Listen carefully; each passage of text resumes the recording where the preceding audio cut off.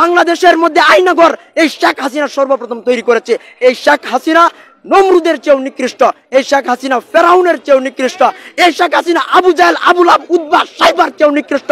এই বাংলাদেশের মধ্যে সবচেয়ে বড় কুলাঙ্গার ছিল শেখ মুজিবর। এরপরে শেখ হাসিনা আমি চাই এবং বাংলাদেশের জনগণ চাক এই 32 নাম্বার পাবলিক টয়লেটে রূপান্তরে। কথা বলেন ঠিক কিনা?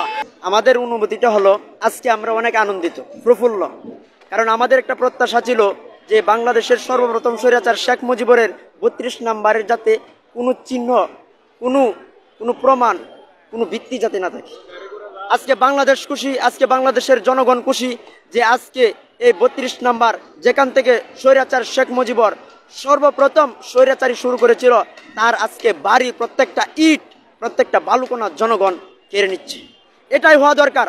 বাংলাদেশে যারাই স্বৈরাচারী করবে, বাংলাদেশে যারাই ইসলামের বিরুদ্ধে যাবে, যারাই বাংলাদেশের জনগণের টাকা মেরে খাবে, যারা বাংলাদেশের দেশকে বিক্রি করে দিবে, দেশের টাকাকে পাচার করে দেশটাকে ধ্বংস করে দিবে, এদের পতন এরকমই হবে। হাসিনা ইন্ডিয়া থেকে কচ্ছপের মতো মাথা বের করে যখন কথা বলেছে, ভাষণ দিয়েছে, এই জন্য তার বাড়িতে হামলা হয়েছে।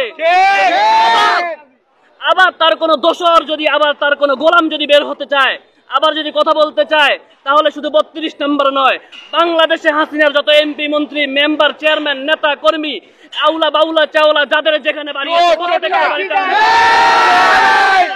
এই দেশের 18 কোটি মানুষকে কষ্ট দিয়েছে, দিনের পর দিন মানুষের মুখ বন্ধ করে রেখেছে, মানুষকে স্বাধীনভাবে কথা বলতে দেয় নাই।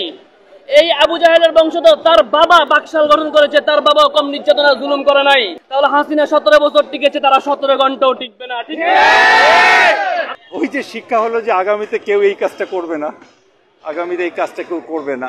সেটা যারা পলিটিশিয়ান তাদেরই একটা বিরাট দায়িত্ব আছে, পলিসি মেকার তাদের একটা।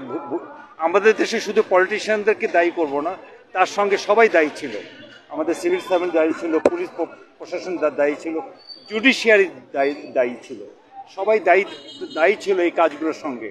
তারা যদি সহযোগিতা না করতো তাহলে উনি একটা ফ্রাঙ্কেনস্টাইন হতে পারতেন না।